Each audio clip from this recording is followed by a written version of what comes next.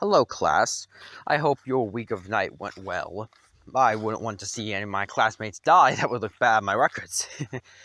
Yeah, but today we're going to be starting our coverage of the cities of our world, or in this case, a former city. Luckily, this time I won't be explaining stuff you should already know because no one really lives in the first city anymore, at least no one in our civilization.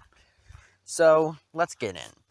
So, as you know, when the apocalypse came and the Golden Age ended, there were four cities. Not the four cities you know today. Granted, most of them were the same, but there was an exception. The first city. The first city, as we call it, was the greatest of the cities to at least some. And it was, quite frankly, potentially one of the oldest, as many people subscribe it to. Its major trait before the fall was that it had a mighty space tower that could literally touch the stars. It's said by going up this machine, you could literally get to the stars themselves. This, of course, was probably due to advanced Golden Age technology or just sheer ingenuity. Exactly how this construction was made is not entirely sure. What is sure, though, is that even after the fall, when half of it was broken, it still towered so large you can still see the tower from long ways, even to this day. This alone gave first a unique look to it, as its tower was a constant reminder of what the Golden Age was and what we could one day have.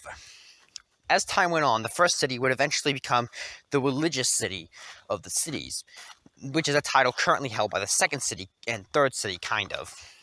The first city was the home of the church, one of the religions that popped up after the fall, and was its headquarters for quite some time. It was also the major producer of food, because before the city decided to grow their own food, the first city was the major producer and would outsource it to the other cities. This worked on for a time, until the coming of the Mutant King.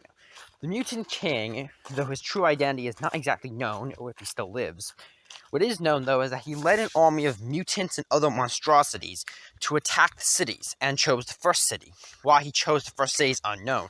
Perhaps he thought he could cripple the food supply, which would be a logical way, and attacking the city's major spiritual center might have demoralized his opponents. What is known is that after the destruction, once he attacked the first city, it was all but doomed. Many lives were lost defending the first city, and many fled, but ultimately the city itself was lost. The city itself is still believed to be under control of the Mutant King, though no one dares get too close to it, as it's said that his mutant guards still watch the place and kill anyone who gets too close.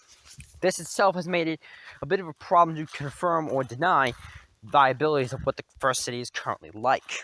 What is known is that the government of the first city mostly fled, some moving to the second city, and most were put to the sword by the mutants.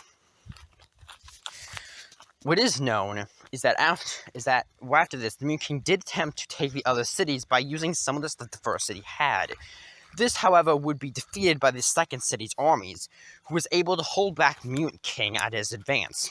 This would eventually lead to the cities themselves being safe from conquest, and partially how the second city got its role as the defenders of the cities. However, the first city was irrevocably lost, even when the second city, combined with third city mercenaries and some fourth city resources, was simply unable to take back the city. The city itself was declared lost, practically. Even today, the council still holds a chair open for it, believing one day a seat can be refilled.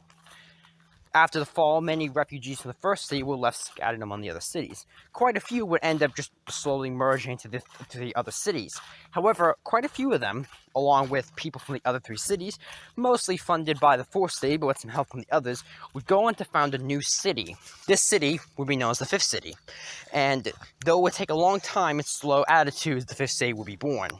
Now, of course, the fifth city shares very little in common with the first city, as far as the cities go, but it is an interesting note that the fifth city was born from all of four cities. That is really all we know about the first city to this day. The church itself has now relocated to the second city, but ultimately its halls are still somewhat never as good as it was in the first city. What is known is that the first city is a high priority target, as many people believe it might still have some lost tech in it, as it is known the first city did have some relics it kept on standby. If those still are in working order, they could be some of the greatest prizes any adventurer could ever hope to claim. However, getting in there would be a nightmare and a half, and would not be recommended to anyone but the boldest of adventurers. As simply put, it would be very close to a suicide mission. It is known that the cities would love to reconquest the first city and bring it back into the fold. However, with the unknown status of the Mutant King's aliveness, and unknown how powerful the armies truly are, it's unclear how much force the cities would actually have to use to take it back. What is known is that the first city still lives on, as we all call it the 5 cities, not the 4 cities, and all the leaders would love to claim it back. It's unknown whether the first city will truly be claimed back any time, or is something back. Of course, there is still the Mutant King, who could still be alive, and his armies. And it is widely believed that they still reside in the first city, occupying it. Which means they could theoretically jump out and attack the cities again and attempt to reconquest. And it's unknown what would happen if a new mutant war were to break out. What is known is that it's always a mind on every military general what truly exists in the first city.